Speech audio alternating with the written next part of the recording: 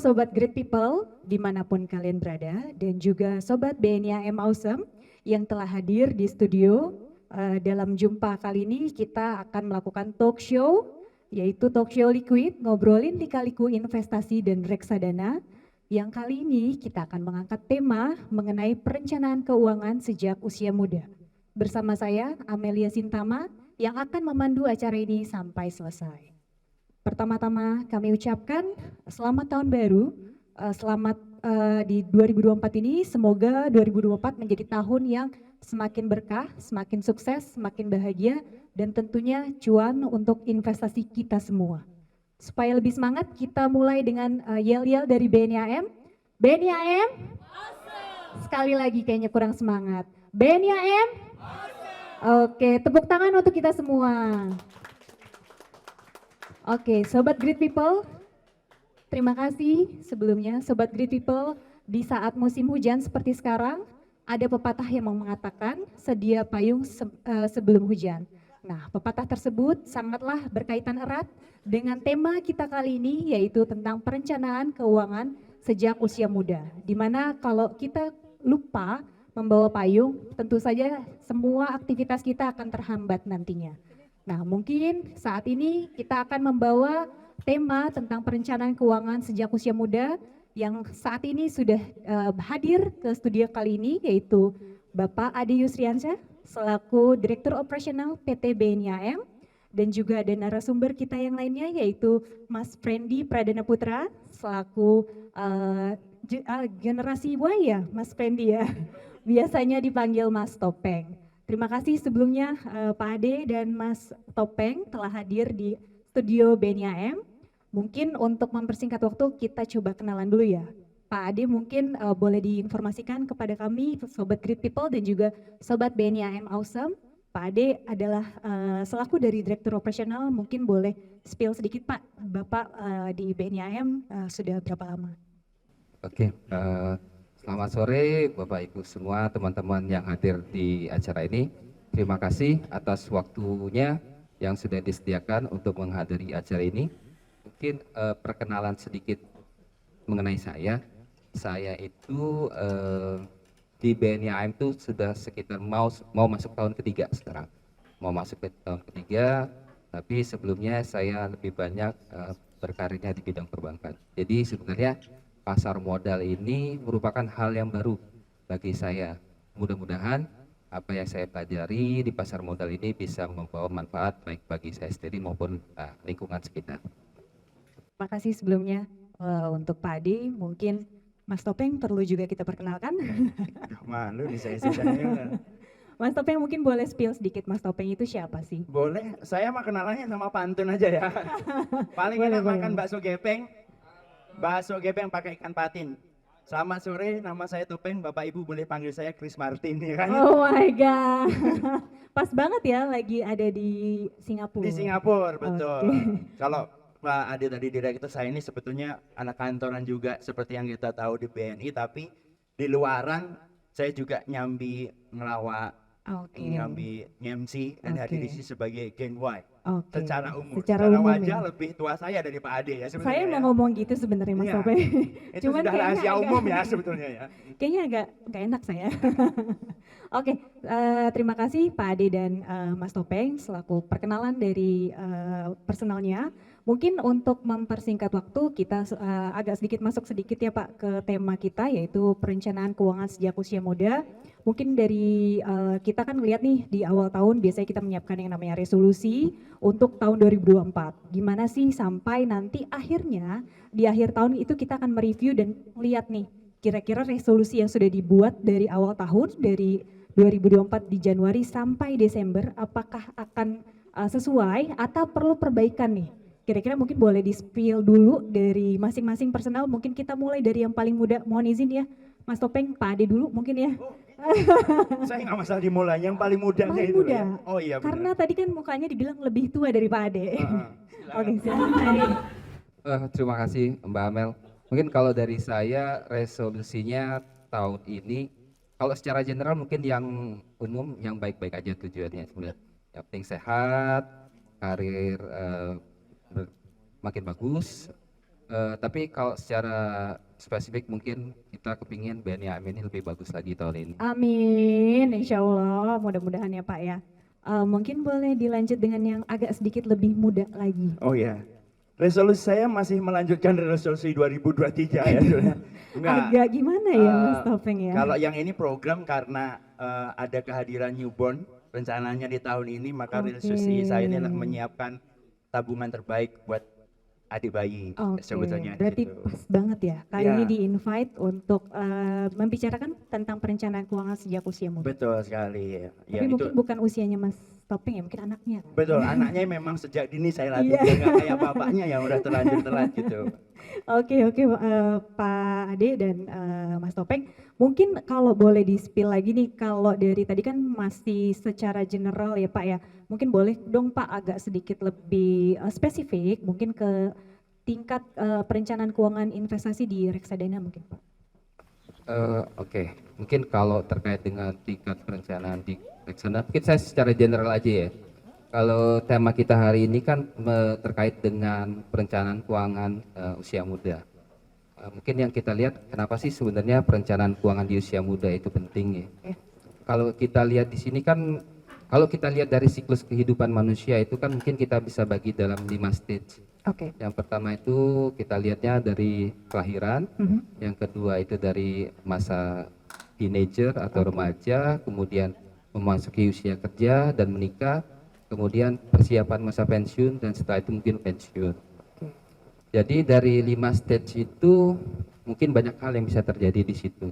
Baik itu misalnya kalau kita bicara ada masuk rumah sakit, ataupun mungkin nanti kita setelah pensiun harus menghadapi bahwa biaya hidup kita harus kita jaga gitu kan. Dan kemudian juga terkait kalau kita misalnya meninggal secara mendadak. Nah dari hal-hal tersebut itu kan sebenarnya kita perlu melakukan mitigasi.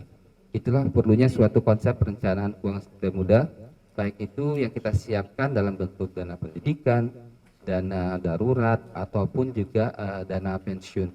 Mungkin secara gambaran ya, secara gambaran itu dana pendidikan itu kalau kita lihat ini sebenarnya fakta yang cukup mengagetkan juga. Nah, kalau kita lihat ya, kalau dana pendidikan itu kalau kita ambil data dari Kompas, itu secara rata-rata per tahunnya itu mengalami ada inflasi yang namanya inflasi pendidikan itu sekitar 15% per tahun. Nah, bahkan kalau saya sendiri yang mengalami, saya itu masuk kuliah di tahun 96. Saya Jadi angkatan Sudah, lumayan tua. wow. Saya Saya masih main bingung. somberan tuh waktu itu ya.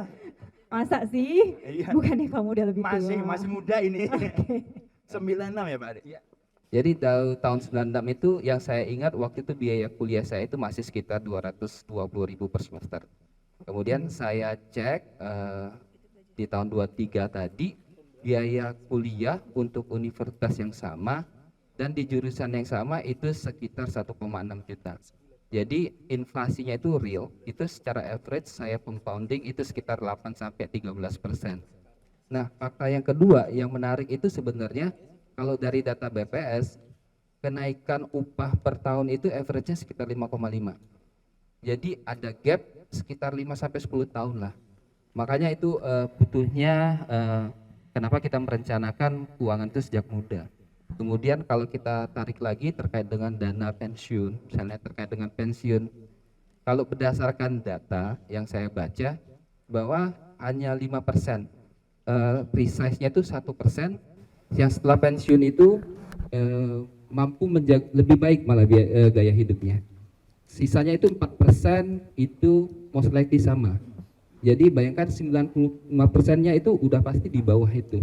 Itu beberapa fakta yang juga cukup mengagetkan ya. Kalau kita lihat lagi research dari yang lain dari Manulife, rata-rata average pengeluaran orang setelah pensiun itu hanya mampu membiayai 20% dari gaya hidupnya saat ini. Jadi sebenarnya itu sih fakta-fakta yang sebenarnya kita udah tahu apa yang harus kita hadapi. Tugas kita sekarang adalah memitigasinya, salah satunya dengan perencanaan keuangan secara dari muda. Oke, mungkin tadi Pak Ade juga menyampaikan berarti itu lebih penting sekali ya Pak ya, Sangat untuk penting, Mbak. merencanakan dari usia muda.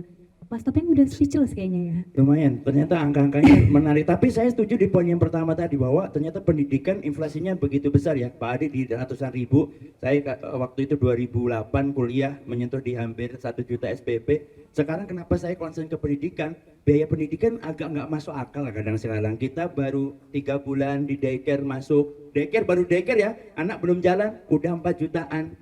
Masuk playgroup yang masih anak kecil, ini taman bermain, jadinya taman berkain, masuknya berapa? 20 juta, main apa? Main saham kan enggak, artinya kalau tidak kita rencanakan bisa repot. Maksudnya di Pak Ade kan tadi membandingkan di yang sama. Nah saya mencoba searching dengan makin anak bertumbuh besar, ternyata memang biaya pendidikan kalau nggak disiapin bahkan dari dalam kandungan, wah bisa repot bapaknya. Anaknya tambah pintar, bapaknya tambah kosong. Nah, dia. Itu yang memang harus kita persiapkan, yang memang dari dini, nggak hanya dari kita yang invest, tapi anak-anak kita yang disiapkan oleh orang tuanya sejak dini. Apalagi sekarang makin pusing ya, menambah ya.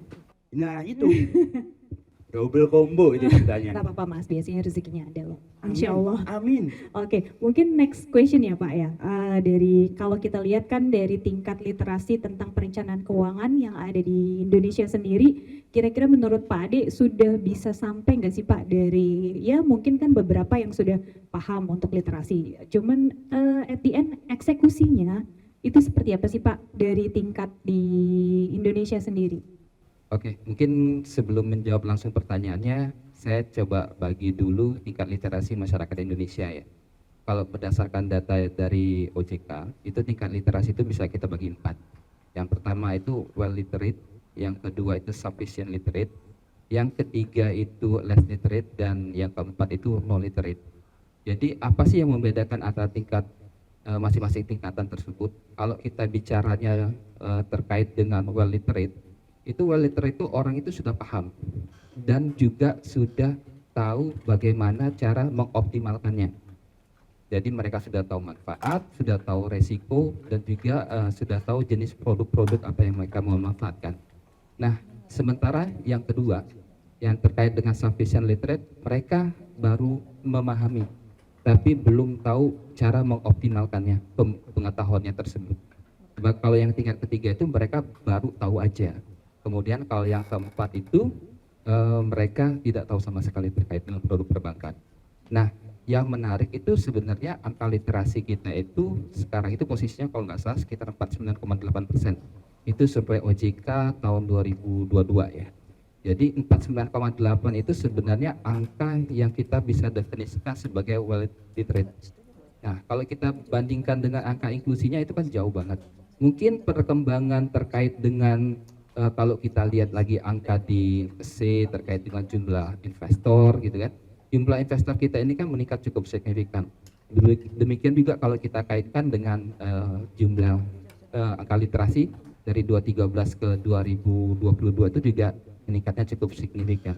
Jadi kalau ditanya kaitannya, kalau dengan kita menjadi individu yang well literate, seharusnya kita itu sudah bisa banget sudah paham produk-produk apa yang mau kita manfaatkan, baik itu produk perbankan, produk pasar modal, untuk bisa kita optimalkan sehingga salah satunya tadi contohnya dana pendidikan, antara itu ada gap 5-10, instrumen apa sih yang mau kita pakai sebenarnya untuk menutupi mengcover gap tersebut.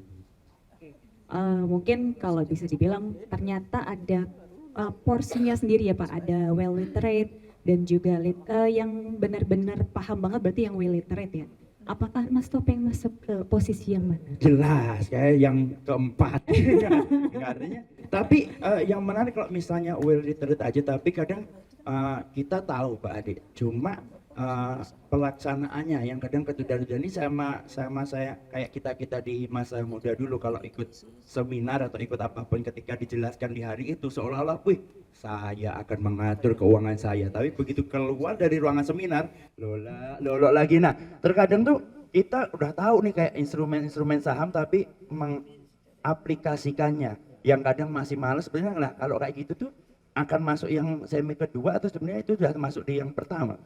Itu tadi balik lagi itu bisa kita definisikan sebagai yang sufficient literate karena sudah mengetahui, sudah memahami tapi belum memanfaatkan atau mengoptimalkannya.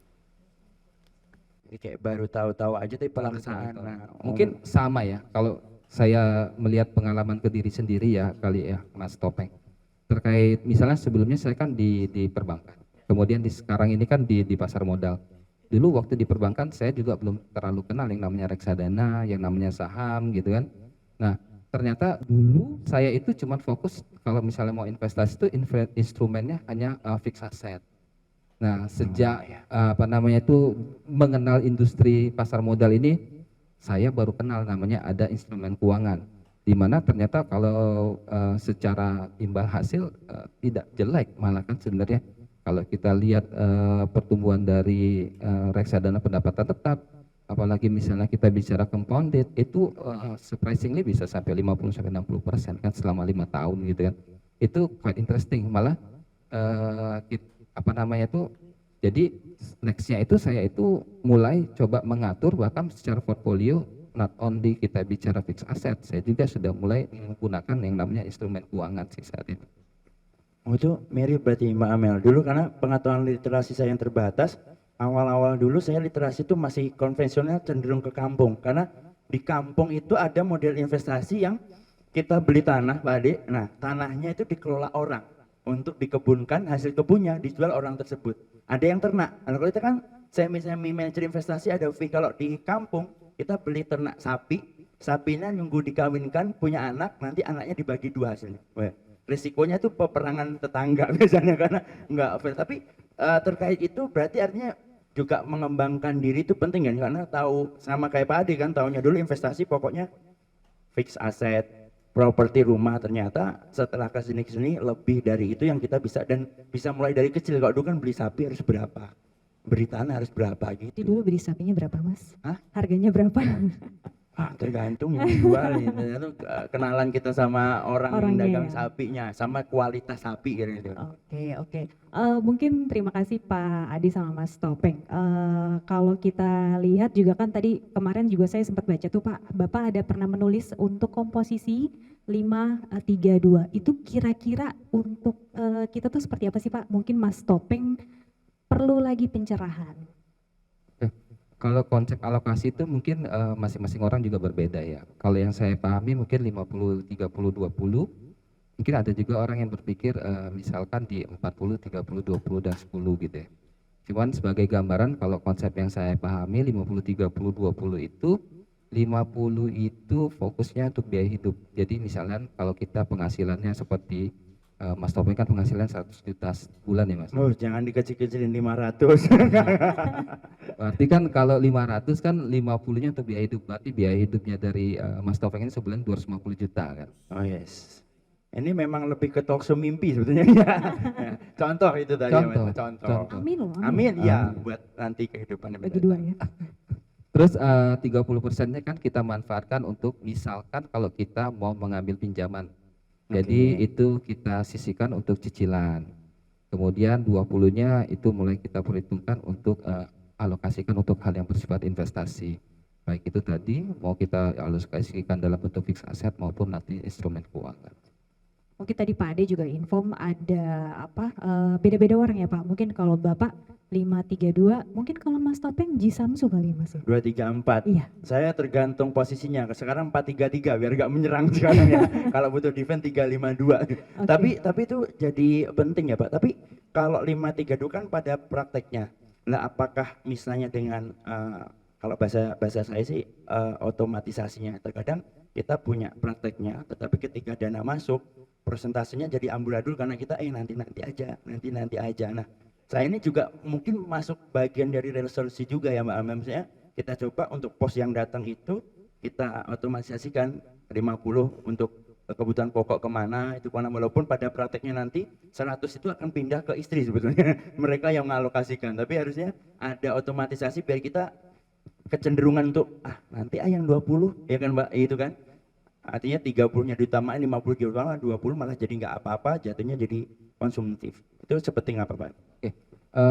Kalau saya itu ada beberapa yang untuk instrumen investasi itu saya melakukan alokasi secara auto debit.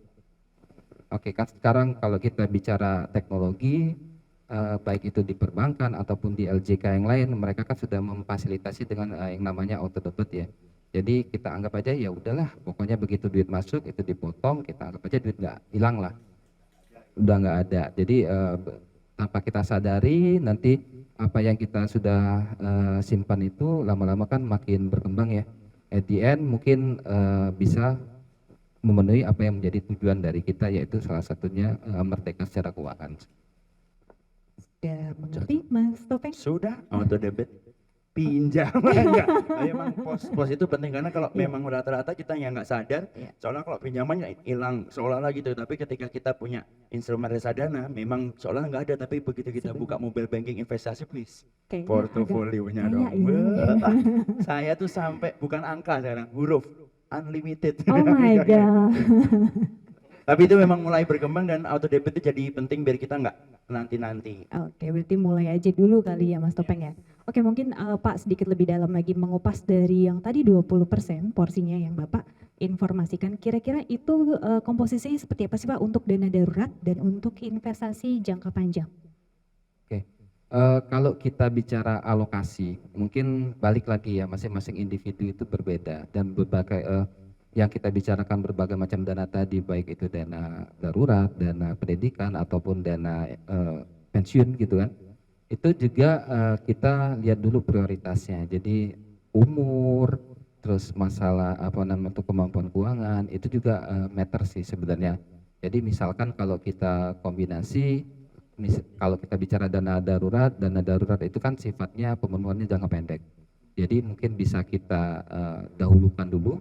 Kalau kita bicara rule of thumb-nya, dana darurat itu sekitar 3 sampai 12 kali lah ya dari biaya hidup kita per bulannya. Jadi misalkan contohnya kita itu pun kita lihat juga kalau kita misalnya statusnya single mungkin 3 kali cukup. Tapi kalau kita statusnya mungkin sudah berkeluarga atau bahkan sudah mempunyai keturunan, mungkin 6 sampai 12 itu bukan angka yang sufficient untuk keperluan dana darurat.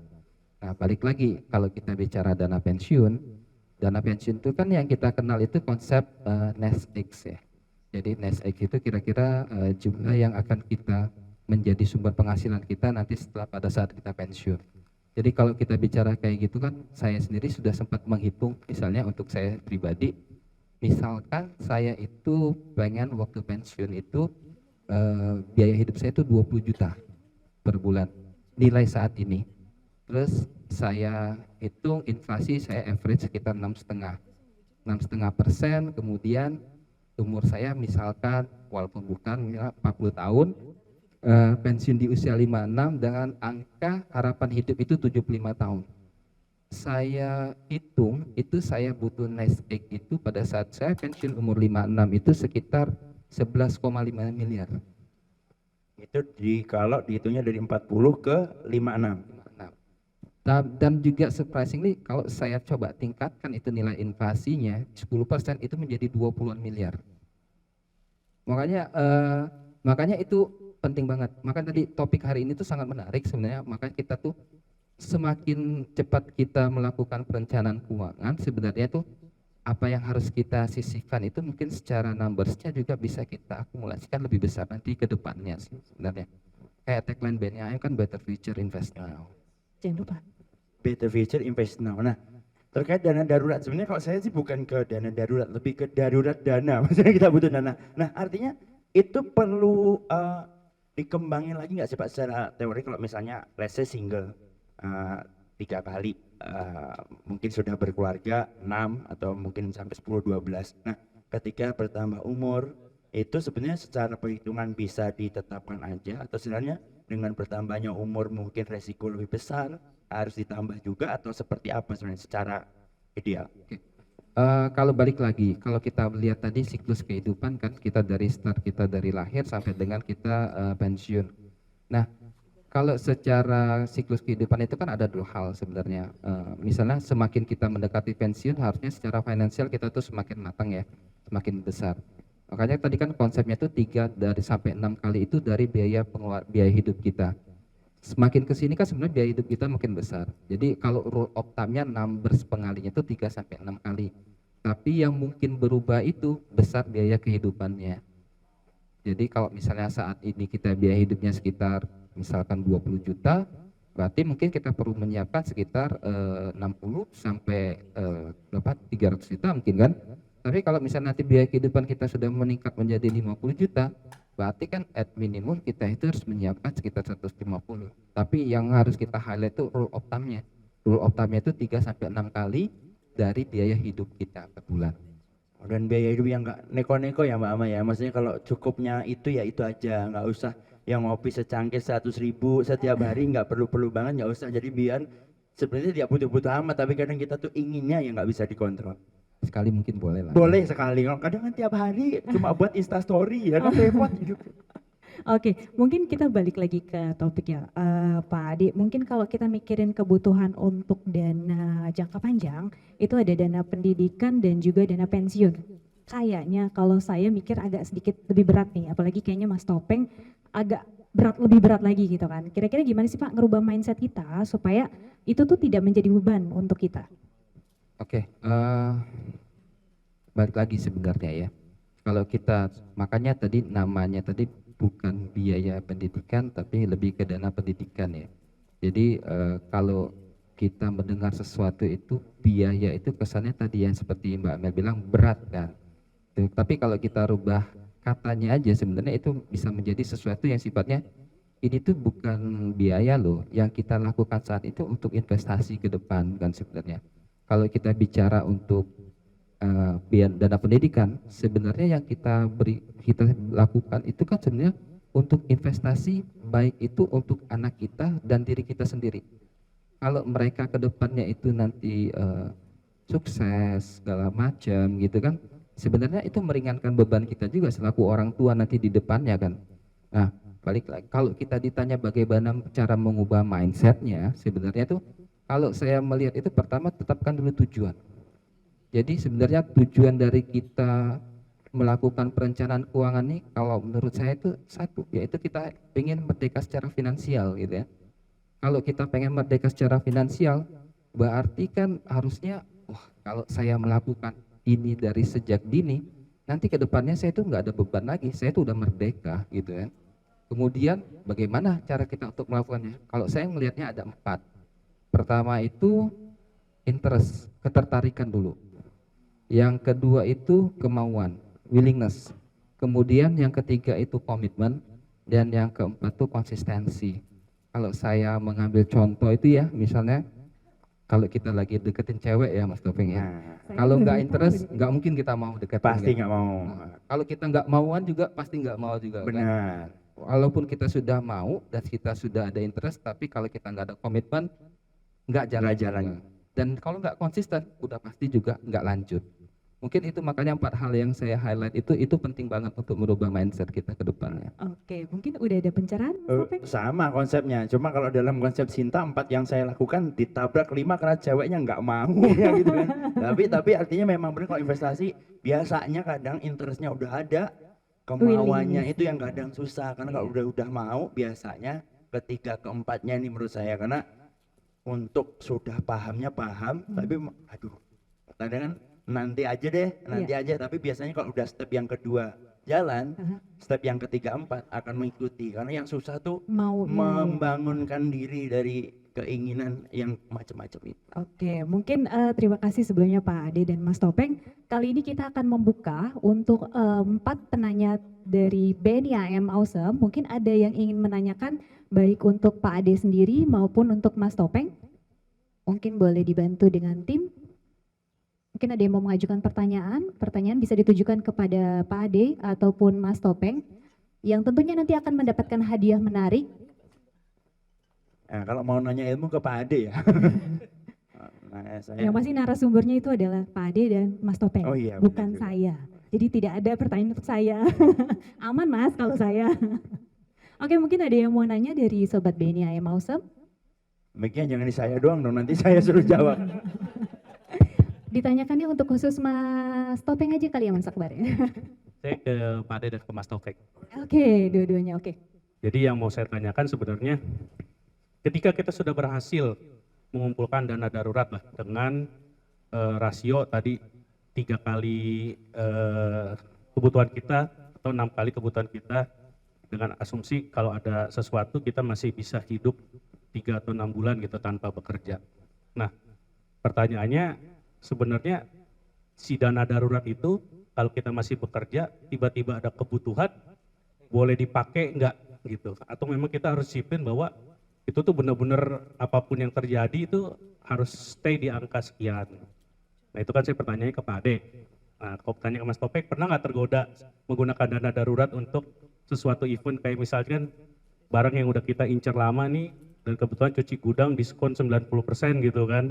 Nah itu kepake buat tergoda dana darurat kayak gitu. Itu aja sih pertanyaan saya.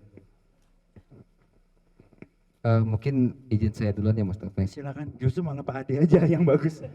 Saya emang nggak bisa jawab juga nggak Jangan ngefek. grogi loh Mas Topeng. Terkait yang pertanyaan yang pertama ya, apakah boleh kita menggunakan kalau terjadi hal darurat? Mungkin itu makanya namanya dana darurat. Jadi kan kalau kita bicara definisi dulu, apa sih hal-hal darurat itu tadi yang seperti sudah disebutkan oleh Mas Akbar kan? Salah satunya misalnya kalau kita lagi berhenti bekerja, gitu kan? Kemudian kalau terjadi kondisi sakit ataupun misalnya kecelakaan seperti itu kan.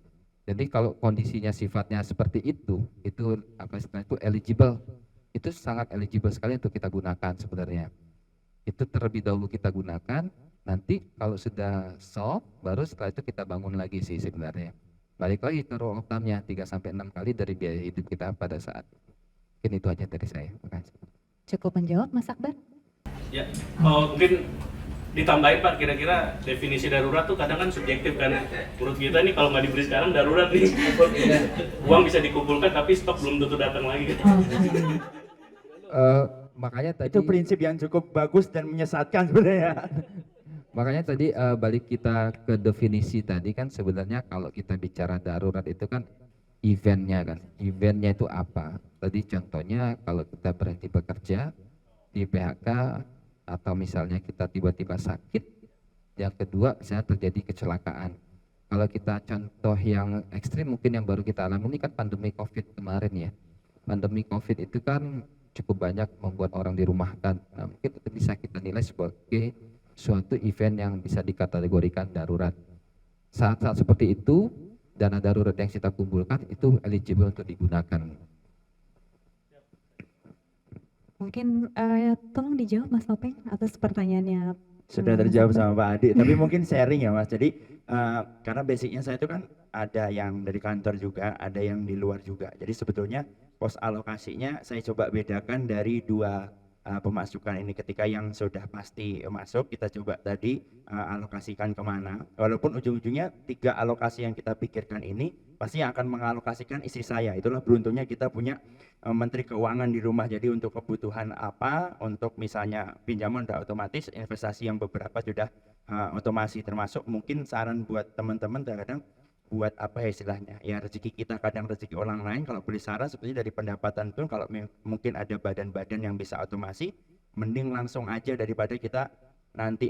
Nah terkait misalnya yang lain, mungkin ketika saya dapat pendapatan dari yang lain, ini kan sebenarnya sudah di luar alokasi. Artinya itu bisa saya alokasikan sebagai dana tambahan darurat saya yang walaupun larinya ke istri lagi, tetapi saya punya kesepakatan lah sama istri bahwa misalnya saya dapat dari pendapatan lain dari luar, itu sekian persennya akan saya gunakan quote unquote dana hiburan saya. Bukan kenakalan ya, mohon maaf ya, tapi misalnya nih contoh, saya nge-MC atau jadi apa, dapat pendapatan A, saya harus memprospekkan sekian persen untuk hiburan. Buat apa? Misalnya saya butuh wardrobe, saya butuh sepatu. Jadi ketika ada apa-apa, saya sudah punya alokasi dana tertentu ini. Dengan syarat ya jangan sampai dibayar A habisnya A plus.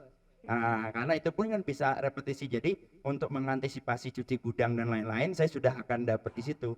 Nah, lain pemasukannya bisa diatur lagi gitu. Dan ya kalau tadi saya sebisa mungkin saya itu memposisikan diri karena saya quote unquote tidak bisa ngelola uang gitu, apalagi zaman dulu. Nah, darurat seperti yang Mas bilang tadi, darurat orang beda-beda. Darurat saya waktu muda belum nikah adalah darurat party misalnya ya. Ketika ditelepon darurat nih party SCBD bos, itu yang gawat. Karena darurat acaranya begitu pada bayar split bill semua darurat ke toilet itu kan ya.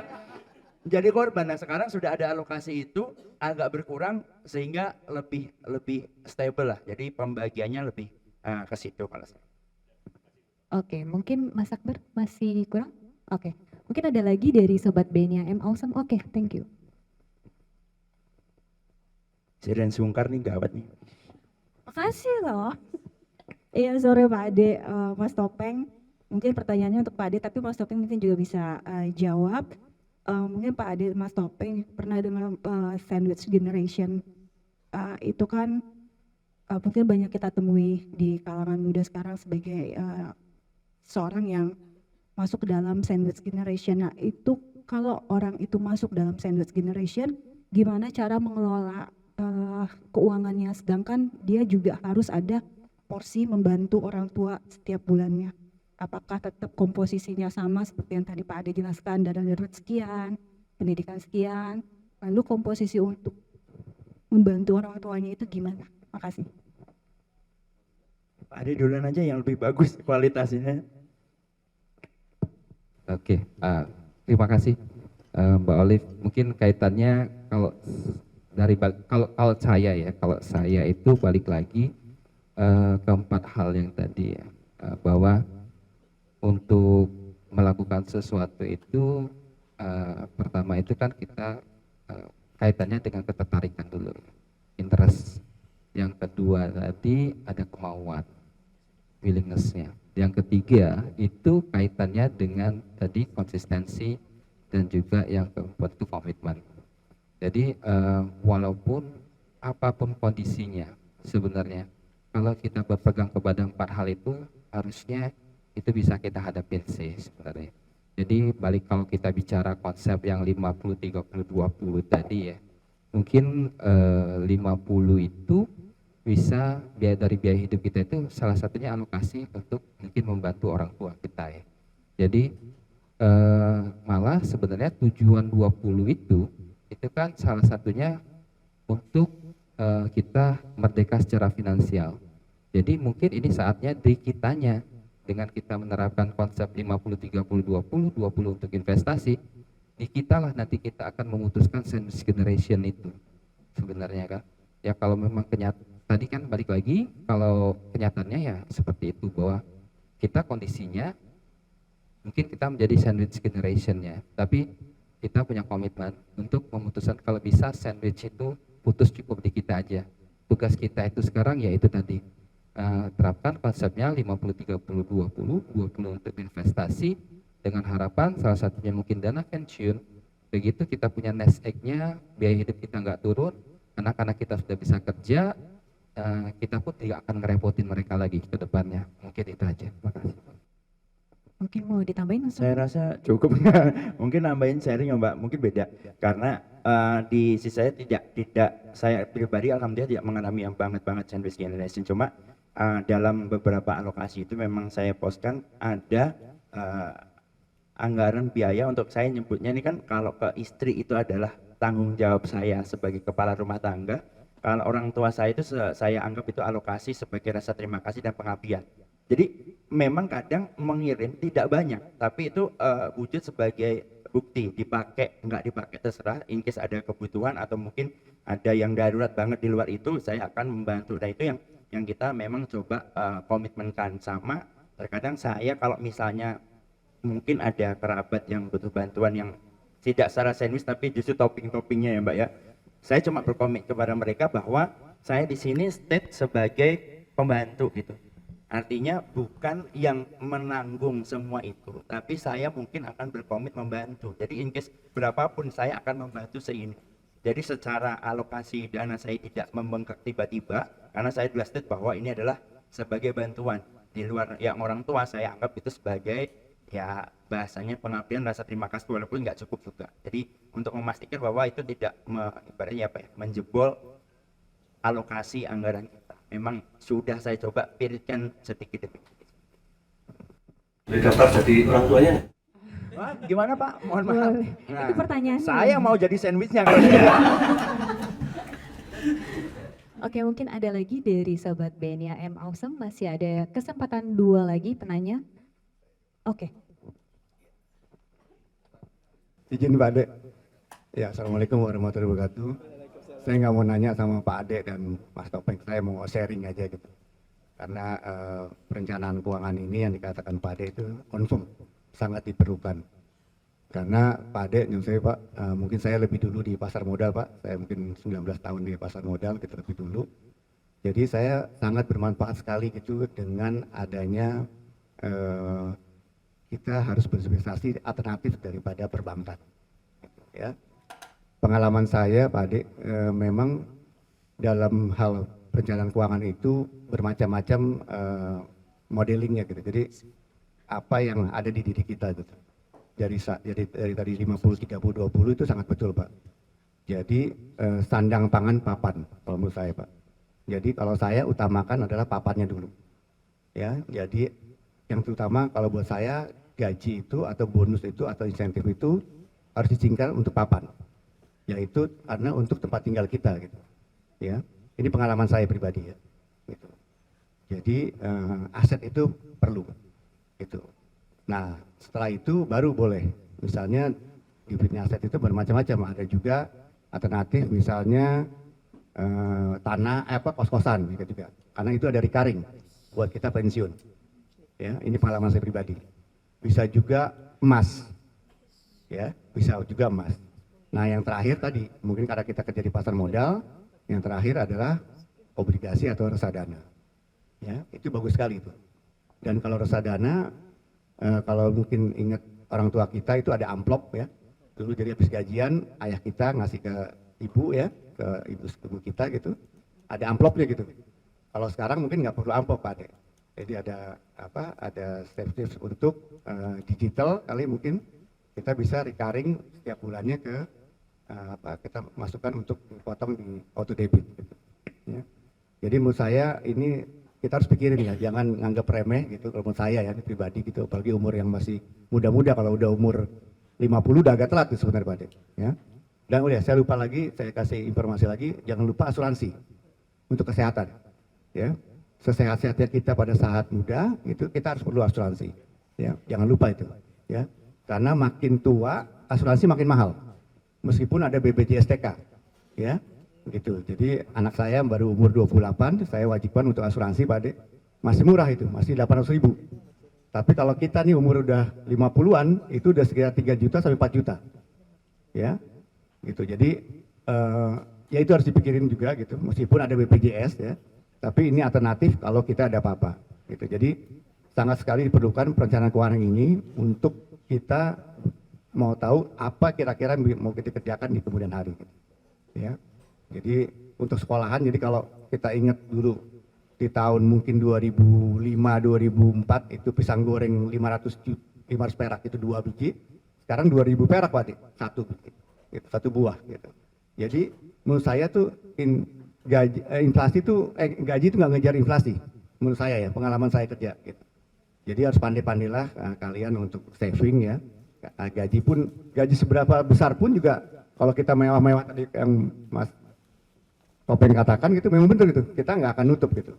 Jadi kita harus pikirin gitu, gaji sekecil pun bisa pasti untuk kita bisa saving untuk perencanaan keuangan. Itu aja mungkin tambahan dari saya Pak Ade, supaya kita semuanya sejahtera lah. Kita kan maunya sejahtera terus gitu, ya, gitu. Dimanapun kita berada kita sejahtera, gitu. Baik, terima kasih. Assalamualaikum warahmatullahi wabarakatuh. Waalaikumsalam warahmatullahi wabarakatuh. Nah, ini saya senang nih kalau audiensnya menambah ilmu gitu, mungkin yang lain untuk sharing, tapi benar sekali ya, tapi tambahnya bahwa asuransi yang menjadi penting juga, karena kita nggak tahu sesehat-sehatnya kita tua juga tetap akan butuh itu. Ya, mungkin menambahkan sedikit, sangat setuju dengan yang Pak Doni sampaikan tadi. Jadi kan kalau secara konsep investasi lah, jenis investasi itu kan mungkin ada jenis investasi langsung dan tidak langsung. Nah, kalau yang langsung tadi yang Pak Doni sebutkan, kos-kosan, emas, segala macam. Yang tidak langsung itu salah satunya reksadana. Jadi tinggal kita aja yang mau memilih yang mana kan. Kalau dengan konsep investasi tidak langsung, di reksadana itu kan ada di tengah-tengahnya tuh ada MI. Kita yang mengelola, selaku MI kan. Cuman kalau mau langsung, lebih pede, mengelola secara mandiri, ya mungkin itu juga menjadi pilihan. Balik lagi ke risk profile masing-masing dan nyamannya aja sih sebenarnya. Oke, baik, terima kasih. Mungkin masih ada 2 pertanyaan dari Sobat BNI M. Ausam. Oke, Mas Reva. Oke. Ada lagi yang mau bertanya? Mungkin masih ada 2 kesempatan. Oh, masih di. Sharing juga nggak apa-apa sih sebenarnya. Tanya aja Pak. Jadi gini Pak, sekarang saya sedang bingung untuk masalah dana pensiun. Kebetulan kan untuk dari kantor kan memang sudah mempersiapkan ya lewat PLK, terus ada juga dari BP Jam Sostek. Cuma kalau saya hitung-hitung kok kayaknya nominalnya untuk mungkin harus agak sedikit mengurangi standar hidup nih ketika pensiun. Makanya saya kepikiran untuk menambahkan lagi, mempersiapkan lagi. Cuma yang saya bingung Pak, apakah lebih baik saya menambahkan iuran mandiri saya di DPLK atau misalnya saya coba investasi secara langsung, misalnya lewat reksadana saham. Karena kalau untuk terjun langsung ke saham, saya juga merasa masih kurang percaya diri gitu. Yang saya bingung untuk pros and cons-nya, kayak misalnya untuk DPLK kan dia akan dapat kiriman pajak karena pajaknya akan dibebankan pada saat pencairan ya. Dan yang kedua adalah iuran DPLK juga bisa digunakan sebagai pengurang PKP juga. Gitu. Nah, saya bingung gimana perbandingan antara misalnya saya menambah iuran di DPLK atau saya investasi secara langsung, misalnya via reksadana. Gitu. Terus untuk Mas Topeng, tenang aja Mas, ada juga pertanyaannya.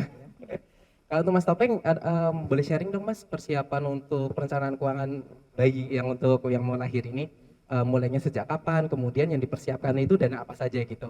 Apakah hanya sampai kelahiran atau misalnya sampai kuliah sekalian gitu sih. Buat tanya itu aja. Terima kasih. Oke, langsung terima kasih Mas Sidik atas pertanyaannya. Luar biasa pertanyaannya.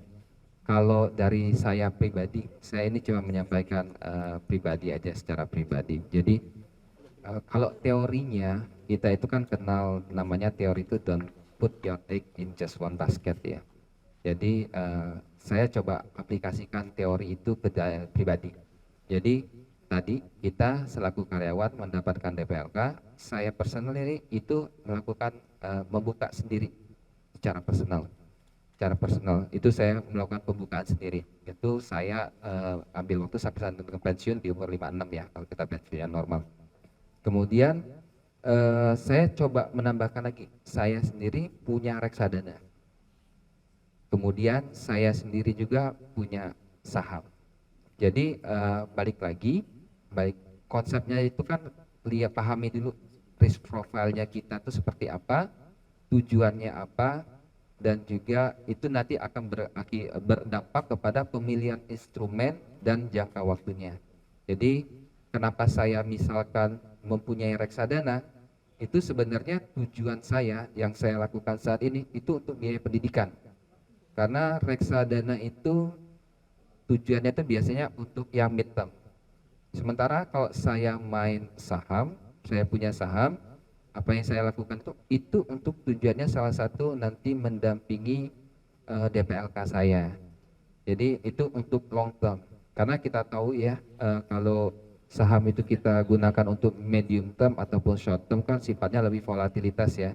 Jadi diusahakan better kalau saham untuk long term, reksadana mungkin atau obligasi untuk medium term, dan juga mungkin kalau tabungan segala macam itu untuk yang lebih short period ya. Terima kasih. Sudah ada Pak, nggak mau menjawab pengalaman untuk dana pendidikan Pak. Jadi mungkin nggak tahu sharing benar atau salah. Sebenarnya ada beberapa yang dari instrumen investasi yang disiapkan, ada juga Tapernas dengan membukakan Antapus untuk itu kita alokasikan.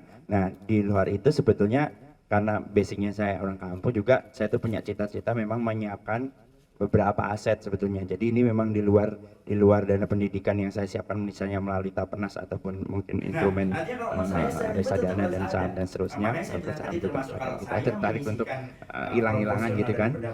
Selebihnya saya menyiapkan aset karena ya relatif kalau misalnya kita balik kampung terkadang memang harga masih sangat affordable buat kita, tapi bisa kita usahakan pendapatan ada itu dan di akhir nanti cukup besar seperti itu. Terus ya yang kedua, secara perilaku ketika berubah menjadi agak dewasa ini memang mengurangi porsi hiburan yang tidak perlu itu sebetulnya sangat bisa dialokasikan untuk pindahkan ke tabungan anak yang saya bilang tadi, party kadang dulu kalau konser apapun konsernya ditonton kalau gitu.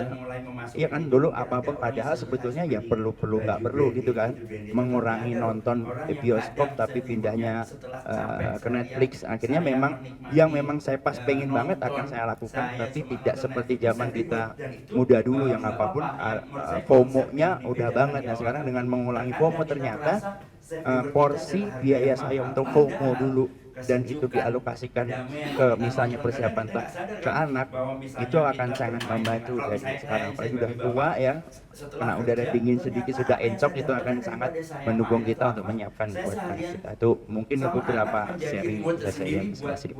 Kalau boleh nambahin juga terkait tadi, kalau dulu ya, dulu juga ya pokoknya jangan dilihat sekarang ya, kondisi sekarang mungkin sekarang financial lebih stabil. Dulu waktu juga pertama kali masuk kerja, saya itu cenderung memaksakan diri. Jadi tadi sebenarnya kan banyak banget fasilitas yang bisa dimanfaatkan dari perbankan. Tetapi bukan operasi kayak langsung. Pak Adi tadi bisikin saya terus. Yang menyebutkan tentang pendidikan, saya sendiri itu setiap anak lahir itu saya bukain satu langsung, saya bukain satu auto debit. Jadi apapun saya pokoknya nggak tahu bahwa itu tiba-tiba di tanggal pas gaji itu hilang aja. Jadi pokoknya tiba-tiba waktu pas mereka mau sekolah, masuk sekolah butuh biaya, pas ngeliat di tabungan itu oh, ada duit segini ya ternyata. Nah itu kalau menurut saya itu benefit banget. Kalau ditanya berat, mungkin di awal itu berat. Tapi balik lagi kalau kita bicara sama itu konsepnya dengan pinjaman ya. Kalau pinjaman itu waktu kita ngambil pertama kali, waktu gaji kita masih kan secara DSR-nya mungkin 30% ya. 30% gaji kita waktu kita ngambil pertama kali itu mungkin berat. Tapi kalau balik lagi tadi kalau dari angka BPS kan kenaikan upah itu 5% setiap tahun. Nah, sementara seharusnya angsuran pinjaman itu kan mungkin kecuali kalau bunga kita step up ya. Kalau bunga kita flat, itu harusnya angsurannya sama. Sementara revenue kita itu kan meningkat. Nah itu sebenarnya tuh mungkin at the beginning very heavy, berat, tapi lambat laun kalau kita lihat di posisi kita saat ini ya, nyesel gue dulu nggak ngambil gitu kan. Istilah kata-katanya, mungkin itu aja tambahan dari saya. Pak Ade begitu anaknya sekolah dibuka, wah cukup nih, saya karena dibuka, loh kok masih kurang gitu. Oke, memang mungkin- alokasinya harus lebih banyak. Oke, thank you Mas Sidik. Mungkin masih ada yang mau ditanyakan? Oke, mungkin last question dari Mbak Ismi.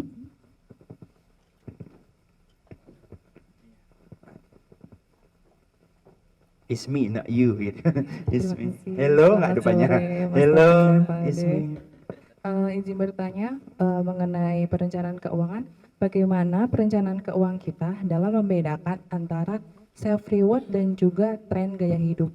Kita seringkali keliru akan dua konsep tersebut. Terima kasih. Oh ya. Nah ini terkadang orang, menurut saya Mbak ya, orang tuh salah menerjemahkan self reward. Kadang menurut saya self reward itu rumusnya adalah tidak boleh terlalu sering, itu kuncinya. Terkadang orang tuh aku capek kerja hari ini, ngopi party besok gitu lagi. Itu namanya bukan self reward, kebiasaan buruk. Nah, artinya kalau menurut saya self reward tetap harus ada. Makanya saya bilang tadi termasuk kalau saya menyisihkan proporsional dari pendapatan saya untuk hiburan, betul. Misalnya tapi dijatah bahwa dalam 3 bulan ini saya targetnya sepatu dan baju. Self reward, saya akan mencari sepatu yang quote unquote mungkin mahal. Tapi ya jangan tiap ngisi acara sepatu, itu namanya wasting, nggak perlu. Nah artinya itu tetap perlu, tetapi rumusnya adalah tidak boleh lebih sering daripada pendapatan atau kebiasaan. Dan self reward itu sebetulnya kalau saya melihat sekarang tidak melulu soal harga yang mahal.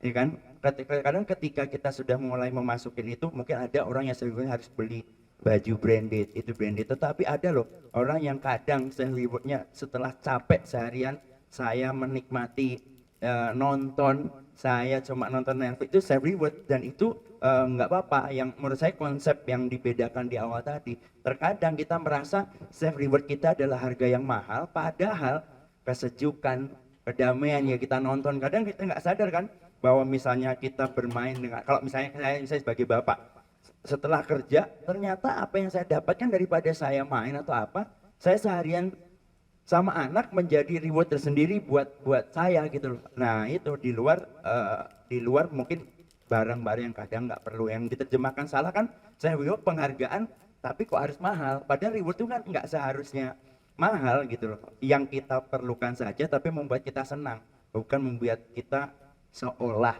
atau sok-sokan kaya atau berlebih. Sebenarnya itu. Aduh. Kayak lagu Pak itu Pak. Ini Pak Ade tadi bisikin saya terus. Bahagia itu sederhana Pak ternyata. Yang mahal itu gengsi dan kata-kata tetangga, ya kan?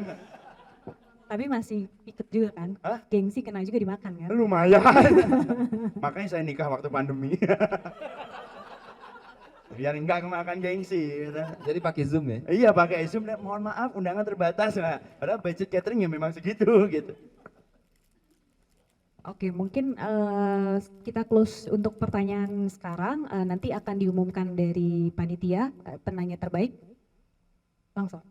Oke, langsung diambil 3. Oh 4. 4-4-nya mungkin tadi sudah ada, mohon izin Mas Akbar ya. Mas Akbar, penanya pertama, silakan Mas Akbar. 3 penanya. Narasumber nggak dapet. Saya masih Oke. Iya. Ini mungkin Pak Ade mohon izin buat menyerahkan ke Mas Akbar. Tepuk tangan dong buat penanya terbaik. Kalau kurang puas nanti boleh nanya langsung. Saya mau jadi tetangganya Pak Taufik. Oke, next Mbak Ismi. Mau diambil sendiri aja Mbak Ismi. Coba Doni. Buat self reward loh Mas Topeng. Nah, ini nah. Aduh.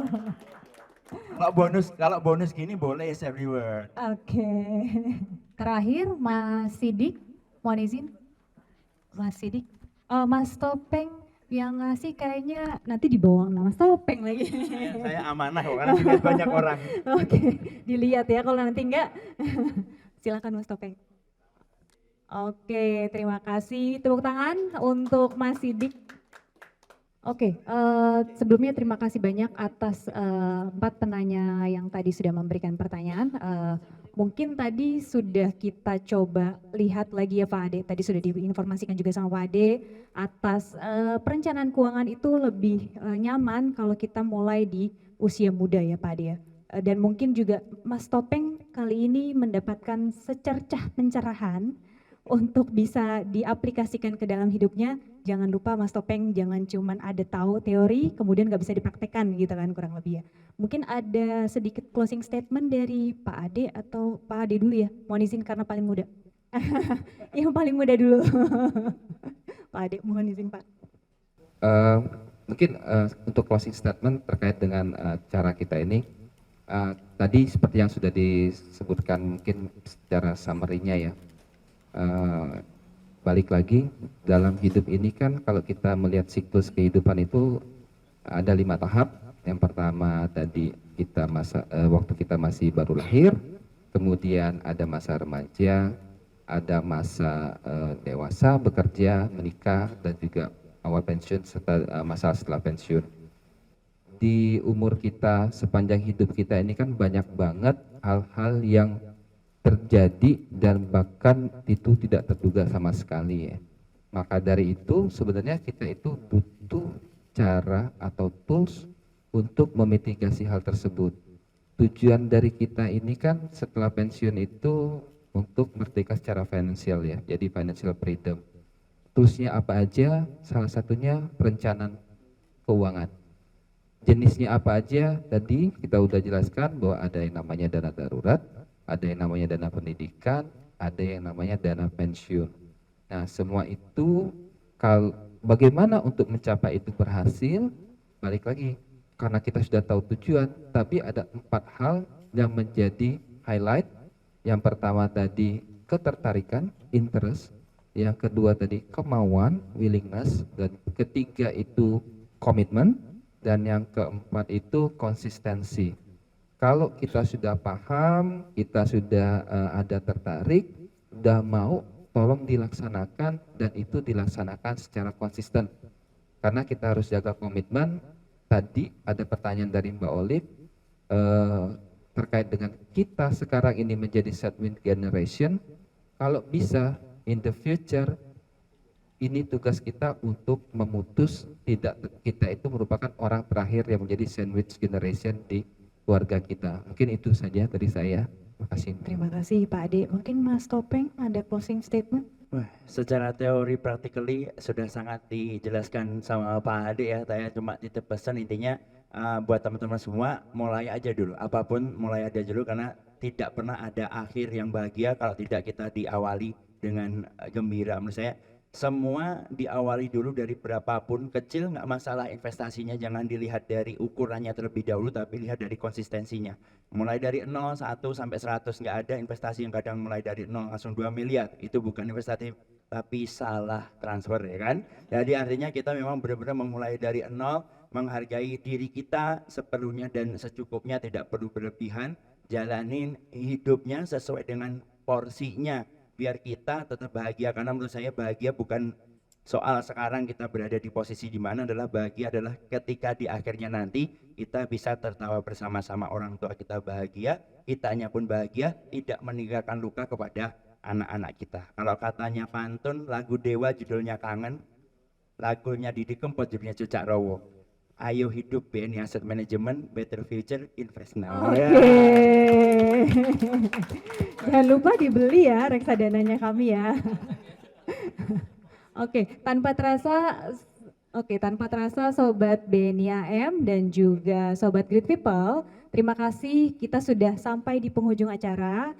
Terima kasih sebelumnya Pak Ade dan Mas Topeng selaku narasumber yang sudah mau men-sharing kali ya Pak ya. Men-sharing ilmunya, mudah-mudahan nanti dari Sobat Great People dan juga Sobat BNI AM Awesome juga bisa mengaplikasikannya. Harapannya ke depannya bisa seperti tadi tagline terakhir dari Mas Topeng, Better Future Invest Now. Terima kasih sebelumnya atas perhatiannya, atensi dari awal sampai akhir telah menyaksikan podcast kita kali ini yaitu perencanaan keuangan sejak usia muda. Jangan lupa terus saksikan podcast Liquid, ngobrolin lika-liku investasi dan reksadana BNI Asset Management yang ada di Spotify dan juga YouTube.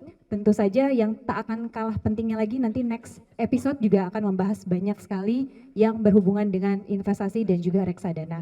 Sebelumnya jangan lupa juga follow terus Instagram, Facebook, like dan komen untuk bisa menyaksikan update-update terbaru dari kami. Mungkin kita tagline terakhir kali ya Pak. Better future, Invest now. Thank you. Assalamualaikum warahmatullahi wabarakatuh. Waalaikumsalam warahmatullahi wabarakatuh.